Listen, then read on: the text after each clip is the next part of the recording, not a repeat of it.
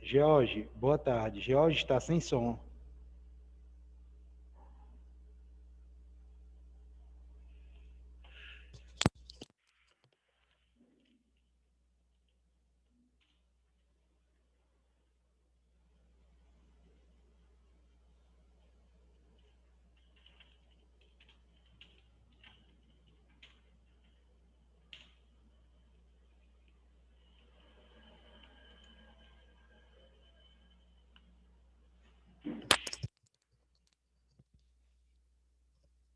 Bem, estão me ouvindo agora? Consegue me ouvir bem? Agora sim, Tá? George, perfeito. Ótimo. Valeu, desculpa aí a desatenção, viu? Tranquilo, tranquilo, acontece. Abraço. Valeu. Vamos lá. Então, quando nós falamos aí, hoje nós vamos trabalhar os conceitos demográficos, tá bom? Nós vamos estudar um assunto bem simples, ok? Pertinente à questão aí de natalidade, mortalidade, está aí a questão do crescimento vegetativo, e fazemos uma pincelada a nível de Brasil, tá bom? Então, vamos lá. Quando nós falamos de conceito demográfico, nós começamos por o mais simples de todos, que é o conceito de população absoluta, tá? População absoluta ou total. Professor, o que é população absoluta? É tão somente o número total de pessoas que morar em um lugar.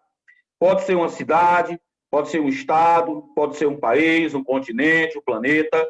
Então, absoluta ou total é a quantidade de habitantes que reside em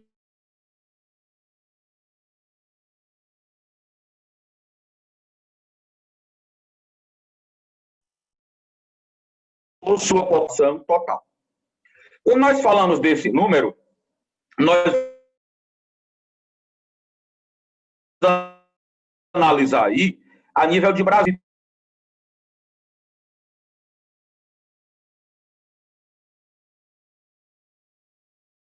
Tá? Deveria ter sido feito. O censo demográfico, que faz a contagem da população, é realizado a cada 10 anos. Por conta da pandemia, não está ocorrendo o censo demográfico em nosso país no ano de 2020, mas deve ser feito logo que passar a pandemia. Vai apontar o Brasil como o sexto país mais populoso do mundo. Primeiro lugar é a China, depois é a Índia. Terceiro, os Estados Unidos, quarto, Bangladesh. Quinto lugar já é agora o Paquistão. O Paquistão já é mais populoso do que o Brasil. Tem algo em torno aí de 211 milhões de habitantes. O Brasil está em sexto lugar na população mundial. Outra alteração importante é que o Japão era o 10º país mais populoso do mundo. Ele foi superado pelo México. O México agora está entre os 10 países mais populosos do planeta, tá? Professor, e a população? Ela está localizada mais no hemisfério norte ou no hemisfério sul? Está localizada no hemisfério norte. A maior percentagem da população mundial está situada no hemisfério norte, tá bom? Mais gigantesco, mais você ter ideia, mais de 90% da população mundial está no hemisfério norte, tá? Você vê aí como a predominância é enorme, tá legal? Professor, e quando nós falamos de população absoluta, nós devemos saber mais o quê? Sabemos, por exemplo, que a região sudeste do Brasil, particularmente o estado de São Paulo, é o mais populoso do Brasil. E que Roraima é o estado menos populoso e, ao mesmo tempo, é o menos povoado. Você está entendendo? Bem, passando de população total ou absoluta, nós precisamos saber que, em breve, a Índia se tornará o país mais populoso do mundo. Vai superar a China, tá? No final desse século, o Brasil vai despencar para a 12ª colocação no ranking dos países mais populosos do mundo. Estamos atualmente no 6º lugar e no final desse século a projeção é para que estejamos na posição número 12 da população mundial. O ranking será Índia em primeiro, China em segundo, Estados Unidos, Nigéria em terceiro, Estados Unidos em quarto, tá? E aí nós vamos estar aí na posição de número, o Paquistão em quinto lugar, nós vamos estar em 12º lugar entre os países mais populosos do mundo, tá? Outro conceito importante para a nossa aula de hoje à tarde, a chamada densidade demográfica ou população relativa densidade demográfica ou população relativa diz respeito à quantidade de habitantes por quilômetro quadrado. A densidade demográfica é obtida por um cálculo muito simples. Basta você dividir a população pela área que ela ocupa, tá? No momento que eu divido a população pela área ocupada por ela, eu terei a relação habitante por quilômetro quadrado. Se nós dividirmos atualmente a população brasileira por 8,5 milhões de quilômetros quadrados, que é nosso território, nós teremos 22,4 habitantes por quilômetro quadrado. 22,4 habitantes por quilômetro quadrado, o que faz do Brasil um país de baixa densidade demográfica. Existem alguns lugares do planeta com densidade demográfica absurda.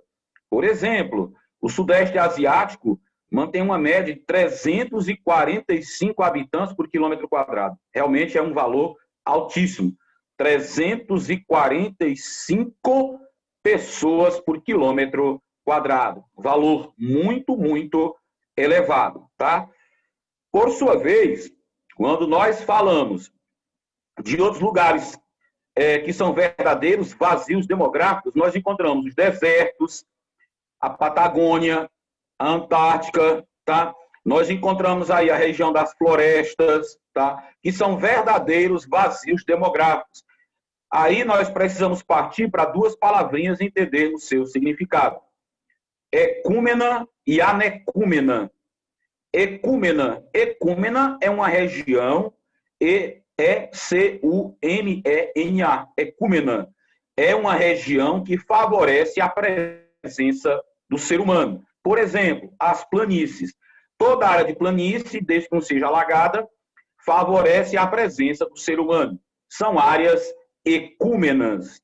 Por sua vez, áreas que desfavorecem a presença humana, como os desertos, florestas e montanhas, são chamadas de anecúmenas, tá legal? De anecúmenas. Bem, o que mais precisamos saber sobre a densidade demográfica? A maior densidade demográfica no território brasileiro se encontra no litoral. Para você ter ideia, o litoral leste do Brasil, nosso litoral, a porção leste do país, mantém uma média de 100 pessoas por quilômetro quadrado. Bem diferente do resto do país, onde só existem 22,4 pessoas por quilômetro quadrado. Tá ok? Então, vimos o conceito de população absoluta total, densidade demográfica ou relativa. Tá bom? Vamos continuar aqui. Qual é o próximo conceito importante para nossas provas? Crescimento vegetativo. Crescimento vegetativo. Crescimento vegetativo é a diferença entre as taxas de natalidade e mortalidade. Quando eu faço a subtração da mortalidade perante a natalidade, eu poderei saber como está o crescimento vegetativo daquele lugar. Se a natalidade for maior do que a mortalidade, o crescimento vegetativo é positivo.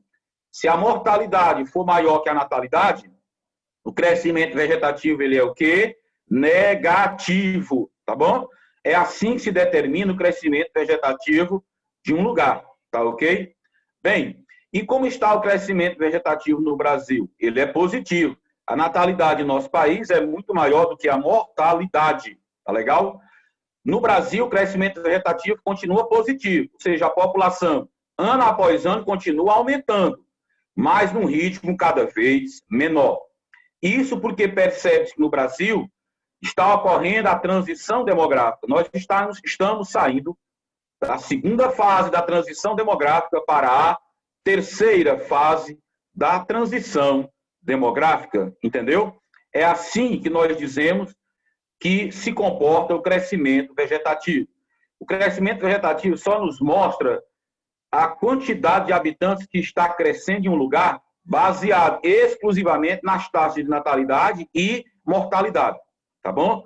Se eu mexer com migração, tá? Com migração, aí eu terei que olhar emigração e imigração. Aí eu vou chamar de saldo migratório. Saldo é a diferença entre os que chegaram e os que saíram. Saldo migratório é observar a quantidade de pessoas que chegaram e a quantidade de pessoas que saíram. Se tiver saído mais pessoas do que chegaram, então é um saldo negativo, um saldo migratório negativo. Se chegar mais do que saiu, saldo migratório positivo.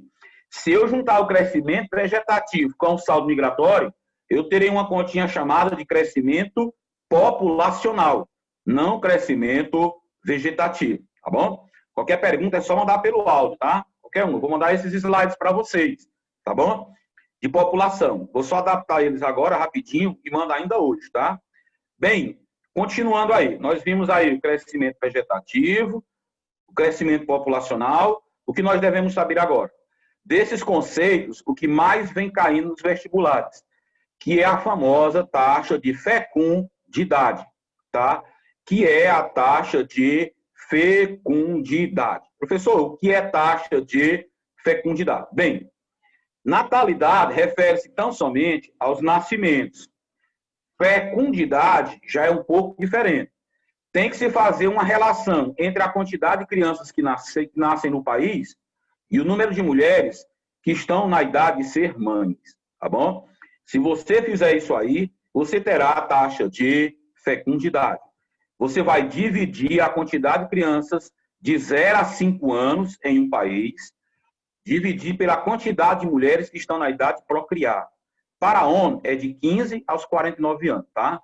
De 15 anos aos 49 anos é considerada a idade certa para ser mãe. Então, normal, tá? Comum. Então, dividindo isso, você tem a taxa de fecundidade. O que nós precisamos saber é que no mundo todo, seja em país rico, pobre, independente do continente, em todo lugar do planeta, a taxa de fecundidade está caindo ano após ano. Ela cai ano após ano. Queda substancial da fecundidade em todo o planeta. E aí eles perguntam muito, qual é a consequência da queda da fecundidade e quais são as causas? Vamos lá. A consequência é que vai haver um forte envelhecimento da população, tá bom? Haverá um forte envelhecimento da população. Por quê?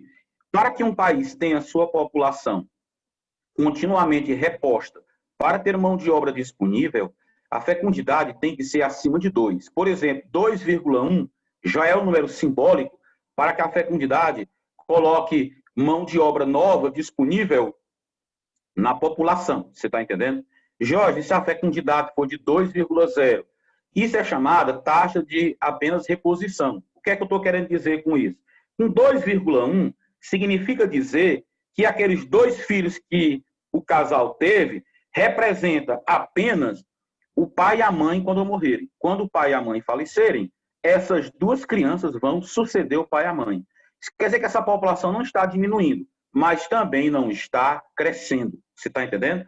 Apenas uma reposição da população. Significa dizer que apenas com o tempo, essa população vai envelhecer e vai sofrer implosão demográfica. Ela vai ter, primeiro, problemas com a população economicamente ativa, que não vai ter quem trabalhe. Problema com o mercado consumidor, não vai ter quem compra os produtos, vai ter problema com a previdência social, tá bom? Isso é o problema de ter uma fecundidade reduzida. Se a fecundidade cai, vai aumentar a quantidade de idosos. Então, tem que rever uma política de saúde pública direcionada ao público da população idosa e vai ter que ter planejamento relativo à previdência social, tá bom? No Brasil, a fecundidade do último censo, realizado em 2010, é de 1,9. Mas já se sabe que o censo que será feito agora vai apontar uma fecundidade de 1,7, tá? A média mundial aí é cada vez menor em todos os países, tá bom? Verificou-se então, pessoal, que 33% das famílias no Brasil não têm filhos. 33% das famílias brasileiras, dos casais brasileiros, não querem ter filhos, não têm e não querem ter filhos. 33%. A projeção é que no futuro aumente para 45% a quantidade de casais que não terão filhos. Por quê? Porque aumenta o custo, aumenta o gasto, tá? E também os pais precisam sair para trabalhar. A entrada da mulher no mercado de trabalho fez com que a fecundidade começasse a cair. Depois, o uso de métodos contraceptivos. Posteriormente, a urbanização. Com isso, o custo de vida aumentou muito e os casais acabaram optando por não terem mais filhos, tá ok? É assim que tem funcionado a política de controle de natalidade, que acaba afetando diretamente a fecundidade, tá bom? Por exemplo, na China, a fecundidade é de 1,5. Aí a população envelheceu tanto que o governo acabou extinguindo uma política que durou 40 anos, a chamada política do filho único. Você tem ideia? O governo chinês agora está estudando, que ironia, adotar benefícios para incentivar os casais a terem mais filhos. Já pensou? Antes tinha uma política para não ter filhos, só ter um. Agora, quer adotar benefícios para que o casal tenha mais filhos. E por quê? Porque a extinção da política do filho único não surtiu o efeito que o governo chinês queria. Os casais agora estão trabalhando, porque a China se industrializou muito, tá entendendo? Não querem diminuir a renda do casal para ter um filho. Com o filho aumenta a despesa e provavelmente a mãe ou o pai vai ter que reservar na educação e na criação do filho. Resultado, diminui a possibilidade de um deles estar trabalhando por mais tempo. Isso vai afetar na renda mensal do casal, então eles preferem não ter filhos. Vendo isso, o governo chinês incentivou para que os casais tenham seu segundo filho, isso dando aí benefícios, como, por exemplo, transporte, moradia, tá? Um valor X por mês para ajudar o casal, e assim sucessivamente. Que mudança drástica em um país que adotou essa política de controle de natalidade por um longo período, tá bom? Bem, continuando aí, outro conceito importante também, taxa de natalidade. Professor, não confunda natalidade com taxa de fecundidade. Natalidade é simplesmente o número de crianças que vêm ao mundo, tá, com vida. Natalidade faz referência apenas às pessoas que vieram ao mundo com vida. Não tem nada a ver com a relação entre criança e mulher, tá bom? Se fizer a relação, é fecundidade. Se observar a quantidade de pessoas que nasceram no período de um ano, isso chama-se natalidade. A taxa de natalidade tem um conceito muito simples. É o seguinte, ó. Taxa de natalidade é o número de crianças que nasceram no período de um ano em cada grupo de 1.000 pessoas, tá? Em cada grupo de 1.000 pessoas daquela população, você observa quantas crianças nasceram. Então, eu terei a taxa de natalidade, ok? É assim que se determina a taxa de natalidade. Jorge, a taxa de mortalidade, como é que ela se encontra? Mortalidade é separar a população em grupo de 1.000 pessoas e observar quantas morreram naquele grupo de 1.000 pessoas no período de um ano. Quer dizer que eu vou observar a quantidade de óbitos na população total no período de um ano? Sim. Pegue a população absoluta, observe a quantidade de óbitos no período de um ano, taxa de mortalidade. Observe quantas nasceram, taxa de natalidade. E como é que essas taxas estão a nível de Brasil e mundial? Vamos saber agora. Ó, em qualquer lugar do planeta, a natalidade está em queda. Percebe-se uma redução muito grande da natalidade. País que tem natalidade alta é país subdesenvolvido. País desenvolvido tem natalidade baixa. A natalidade alta implica dizer que o país tem muito jovem. Aí isso é bom para uma coisa. Muito jovem quer dizer que o país no futuro terá grande quantidade de população economicamente ativa. Por sua vez, ter uma grande quantidade de jovens traz um problema. O poder público vai gastar muito fazendo investimentos em saúde e educação, tá? Então é um lado positivo e outro negativo. No Brasil predomina o quê? Adulto. No Brasil predominam os adultos, tá? Muita gente pensa que é jovem, não é. O Brasil, etariamente, ou seja, na idade, predomina a população adulta, ok? Bem, país que tem natalidade alta tem muito jovem. Bom para formar mercado consumidor e mão de obra. Mais um INPE que vai gastar muito dinheiro com previdência social, tá? Ou, perdão, com educação e com saúde, destinado a essa população, tá? Se um país tem natalidade baixa, quer dizer que vai ter grande quantidade de adultos, tá ok? Muito elevada a quantidade de adultos, que a população está envelhecendo.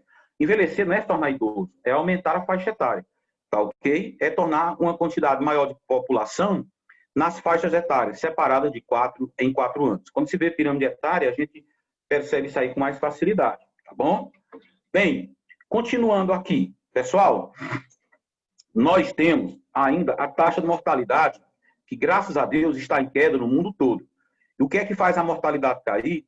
Os avanços da medicina, as condições higiênico-sanitárias, a descoberta dos antibióticos, tá? A questão da medicina preventiva, a melhoria na coleta de lixo, na água tratada, nas campanhas de vacinação, Tudo isso fez que no mundo todo caísse a taxa de mortalidade. País que tem mortalidade baixa significa dizer que tem alta expectativa de vida e vai ter uma população com a faixa etária mais alta, mais elevada e provavelmente uma grande quantidade de idosos.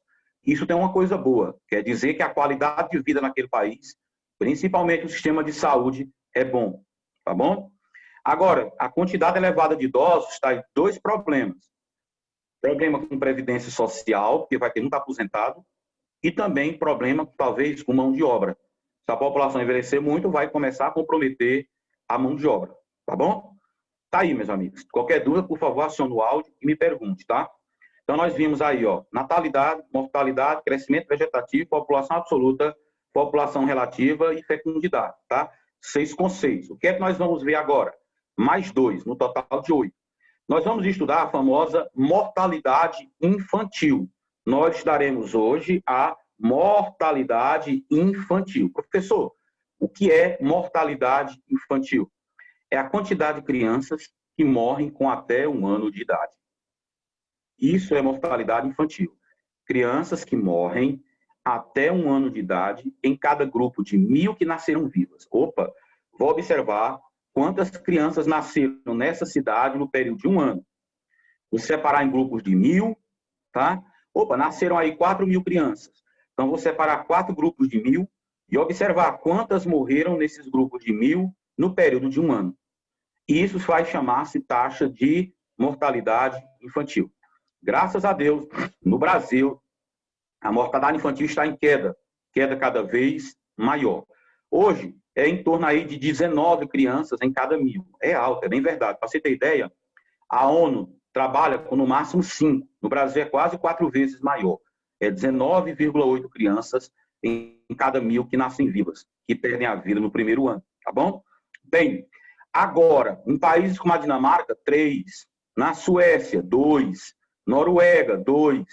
Ou seja, em país desenvolvido, não chega nem perto de 5. Quem dera os 19 que existem no Brasil. A maior mortalidade infantil do Brasil é Alagoas.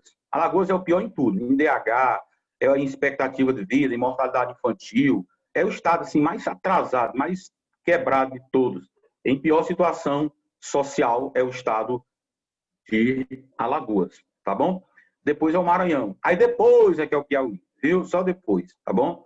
Então, quando nós falamos aí na questão da mortalidade infantil, ela vem despencando no mundo todo, e no Brasil também. O Brasil já foi reconhecido pela ONU, através da Organização Mundial de Saúde, como um país que destaque no combate à mortalidade infantil. Por quê? Campanha de vacinação. Pré-natal. A mulher faz pré-natal bem feito. Campanha de vacinação. Tá? Contribuindo muito e a melhoria no poder aquisitivo. Porque o que mais mata no Brasil é a fome. É triste. Enquanto alguns lugares são guerras, são epidemias, no Brasil o que mais mata criança é a subnutrição, cara. É a fome que mais mata criança no Brasil. Então, graças a Deus, a melhoria no poder aquisitivo do brasileiro, a questão das campanhas de vacinação, tá? Vem contribuindo bastante para a redução da mortalidade infantil em nosso país, tá bom? Mortalidade infantil é um tema muito cobrado, principalmente na região Nordeste, onde ela é mais elevada. Ela é mais baixa nas regiões Sul e Sudeste do Brasil e é baixíssima na Europa. Qual é o lugar mais alto do mundo? A África. O continente africano, a mortalidade infantil é altíssima. Para vocês terem ideia, fazendo uma menção à natalidade novamente, na África subsaariana, nos lugares mais pobres do mundo, verifica-se que uma mulher tem 4 vezes mais filhos do que outra mulher em qualquer lugar do planeta. É assim a natalidade na África subsaariana, ok? Bem, professor, qual é o conceito que nós vamos ver agora? O derradeiro. Nós vamos estudar a questão da expectativa de vida. Professor, o que é expectativa de vida? Expectativa de vida é a esperança de quantos anos, em média, uma pessoa viverá ao nascer. Nasceu. Qual é a expectativa? Em média, quantos anos vive a população desse lugar? É o que nós chamamos de expectativa de vida. Verificamos que no Brasil a expectativa vem crescendo significativamente.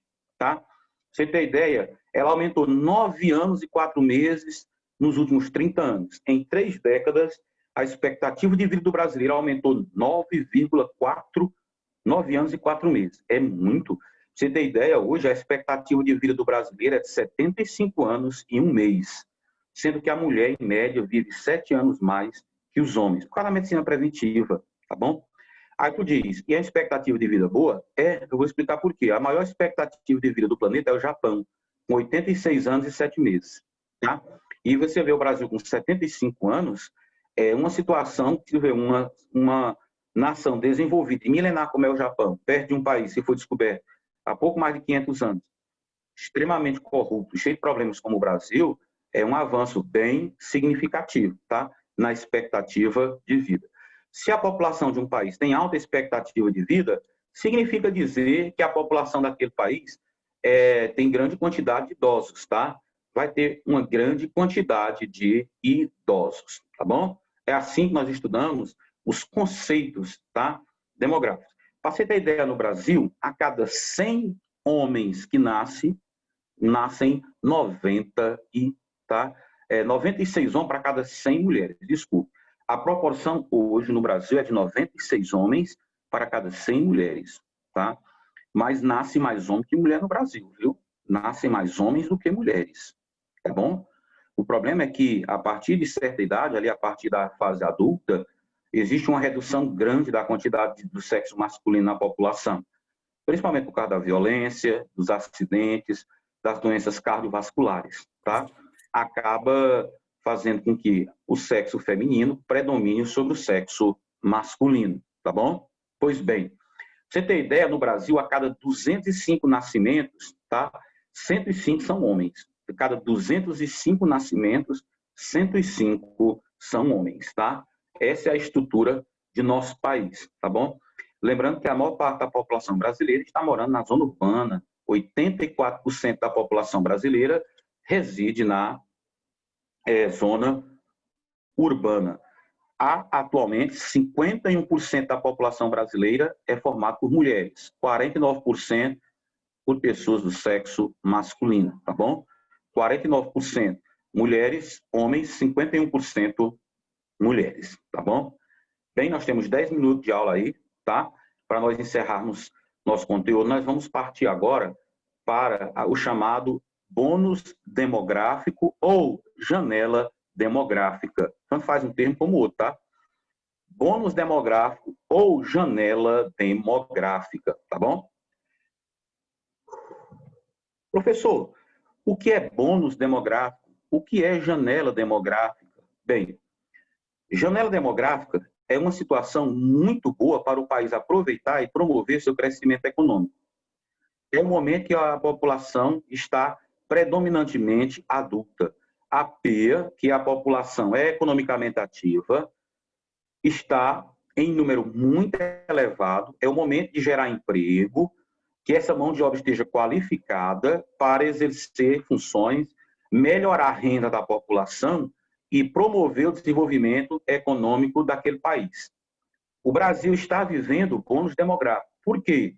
A quantidade de adultos no Brasil é tão grande, é tão elevado o número de adultos no Brasil, que se somarmos os dependentes, a quantidade é menor. Professor, e o que são os dependentes? São as crianças e idosos. Se somarmos a quantidade de crianças, melhor dizendo, crianças não, de jovens, tá? Desculpe, de jovens. Se você buscar dos que nasceram até quem tem 19 anos no Brasil, que são jovens, e somar com todos os idosos que existem no Brasil, a soma dá um número inferior à quantidade de adultos que existe no nosso país. Para você ver como tem muitos adultos no Brasil e tem uma gigantesca mão de obra disponível para trabalhar. Agora, não adianta ter muitos adultos no Brasil ou em qualquer país do planeta se essa mão de obra não estiver qualificada.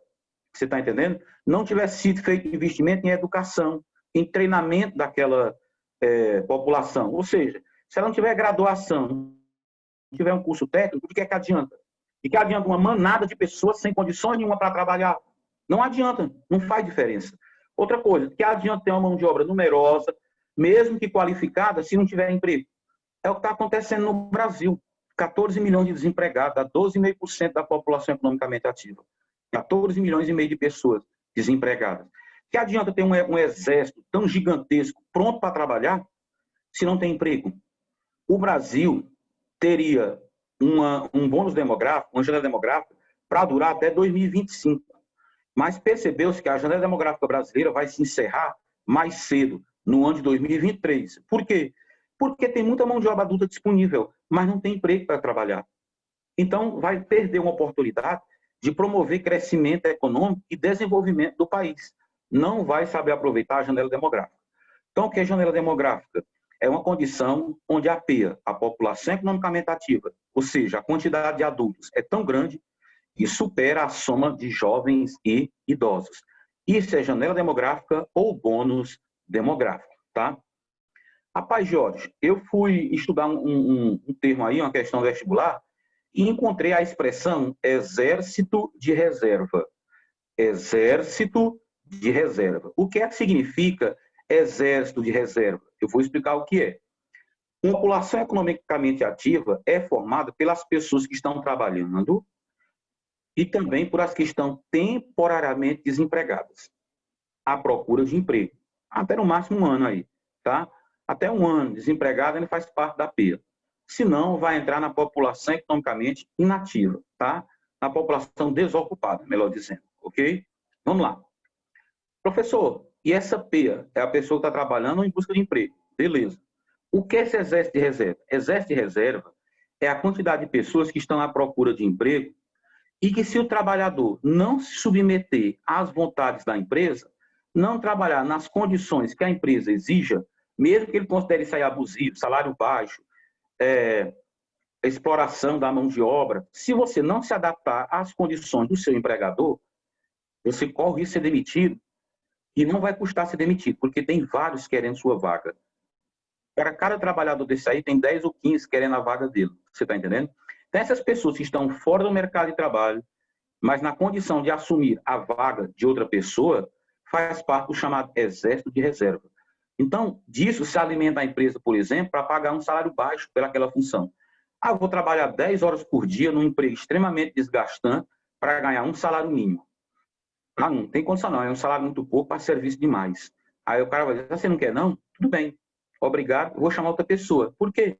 Porque ele tem um banco de reserva do tamanho do mundo para chamar quem ele quiser. Como um time de futebol, tem um jogador. Se não está jogando bem, o técnico vai tirar e botar outro, que está lá no banco. O banco aí é o exército de reserva. Ah, você não quer não? Eu vou te demitir e botar outro em seu lugar. Você está entendendo? É isso que nós chamamos de exército de reserva. É uma segurança para as empresas, não faltar mão de obra e também garante a elas o direito de pagar o que quiser ao trabalhador. Se não quiser ganhar aquele tanto, tem quem queira. É o chamado exército de reserva. Ok? Bem, meus queridos, vou dar um tempinho aí para se alguém quiser fazer alguma pergunta, tá?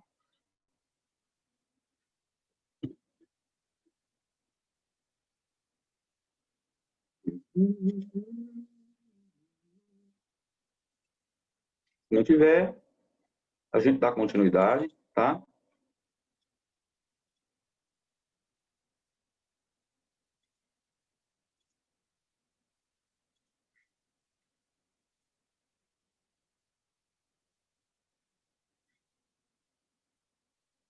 Posso continuar? Tá de boa? Pois bem, vamos lá. Ainda sobre população, nós vamos estudar um termo muito importante, porque na próxima aula, que eu vou trabalhar com slides, tá? Dei um pau na internet aqui na minha cidade, eu estou usando dados móveis aqui para poder fazer essa aula, tá entendendo? Porque o sistema que fornece o Wi-Fi pifou aqui, tá desde manhã sem internet aqui na cidade da gente, tá? Então, na minha casa. Então, estou fazendo de celular, não dá para colocar slides, tá? Então, vamos lá. Vamos dar início ao estudo da pirâmide etária. Essa só é bom estudarmos na aula de sexta-feira, aí com a internet eu colocarei os slides, tá bom? Para você ver a figura. Mas a gente pode abordar inicialmente o assunto. Pirâmide etária é um gráfico que representa a população por idade e sexo. Tudo que você quiser saber sobre homens e mulheres, sobre a população economicamente ativa, a quantidade de jovens, de adultos, de idosos, se predominam homens ou mulheres, tá? Qual é a política futura? Você vai ter que investir em previdência social, uma saúde pública destinada mais aos idosos, ou a formação de pediatras, porque tem muito jovem. Como é que vai ficar a mão de obra desse país? Basta olhar a pirâmide etária. A pirâmide etária é um gráfico composto da seguinte maneira: A base dela mostra tudo sobre o jovem, o meio, adulto, e no topo, os idosos. O que é um jovem? É aquele que está de 0 a 19 anos. Quem tem de 0 a 19 anos é um jovem. De 20 a 59 é um adulto. E de 60 anos ou mais é um idoso, tá bom? É assim que a gente estuda a pirâmide etária. Quando a gente olha o meio da pirâmide, aquele vão com alguns números, nós dizemos que ali são as idades, as faixas etárias, que estão distribuídas de 4 em 4 anos. De 0 a 4, de 5 a 9, de 10 a 14, de 15 a 19. Encerrou a faixa jovem. 20 a 24, 25 a 29. 30 a 34, 35 a 39. 40 a 44, até de 55 a 59 é o adulto. 60 anos ou mais é considerado um idoso, tá legal? Então, pois bem, se a base da pirâmide é muito larga, porque existem umas linhas horizontais, tá? Umas linhas horizontais, tá? Uns eixos horizontais, que mostram a quantidade de pessoas por idade, tá? Então, por exemplo, se a base da pirâmide é muito larga, se essas linhas são muito largas, é porque tem muitos jovens, quer dizer que a natalidade é alta e que se trata de um país subdesenvolvido, tá bom? Se o meio é largo, isso quer dizer que predomina adultos. Se a base se estreitou, é porque a natalidade caiu e a quantidade de jovens diminuiu. Nascimento diminuindo, a quantidade de jovens diminui e a população jovem se torna adulta, tá? Jorge, se o topo for largo, o que quer dizer? Quer dizer que tem muitos idosos, tá legal? Que tem grande quantidade de idosos, tá ok? É isso que nós chamamos de pirâmide etária. A nossa direita, que é a esquerda da pirâmide, a nossa direita, tudo sobre as mulheres. A nossa esquerda, que é a direita da pirâmide, os homens. Mas a gente fala é a nossa esquerda, os homens, à direita, informações sobre as mulheres, tá bom? Essa será a temática de nossa próxima aula. Na pirâmide que tem topo largo, tem muito idoso, alta expectativa de vida, isso é país desenvolvido. Quando a base é larga, natalidade alta, muito jovem, país subdesenvolvido. Em país desenvolvido, predomina adultos. Em país subdesenvolvido, predomina jovens. E aí nós vamos ver 4 casos de pirâmides etárias que absorvem todas as informações de todas as populações, tá? De país desenvolvido, subdesenvolvido, desenvolvimento, as projeções futuras e assim sucessivamente. Bem, pessoal, encerrou nosso horário. Obrigado por sua presença e até nossa próxima aula, tá? Tchau. Obrigado.